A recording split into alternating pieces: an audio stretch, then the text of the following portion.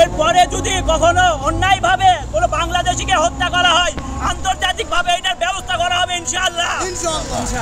ভারতীয় আগ্রাসন রুখে দিবে এই বাংলার জনগণ ইনশাআল্লাহ। আর কোনো ফেলানি থেকে স্বর্ণা আর কোনো হত্যা আর সীমান্তে হতে দেওয়া যাবে না।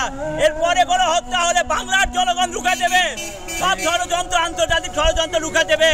ভারতের অগ্রাসনের দিন শেষ ইনশাআল্লাহ। এরপরে যদি কোনো কিছু হয় বাংলার জনগণ যোগ্য জবাব দেবে ভারতের বিরুদ্ধে ইনশাআল্লাহ।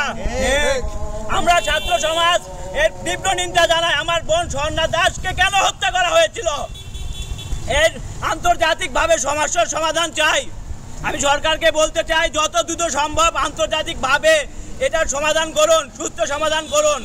আর আমাদেরকে সর্বক্ষেত্রে ভারতকে রুখে দিতে হবে। সেই জন্য আমাদেরকে দেশপ্রেমিক হইতে হবে।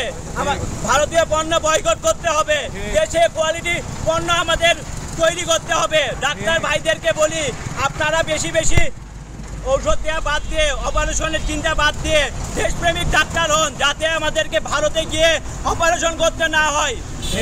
ভারতকে রুখতে গেলে সব দিক দিয়ে রুখতে হবে। আমাদের বিশ্ববিদ্যালয় শিক্ষার্থীদের রিসার্চে গুরুত্ব দিতে হবে, সব দিক দিয়েই গুরুত্ব দিতে হবে। আমাদের যারা কোম্পানি আছে তাদেরকে কোয়ালিটি প্রোডাক্ট ডেভেলপমেন্টে গুরুত্ব দিতে হবে।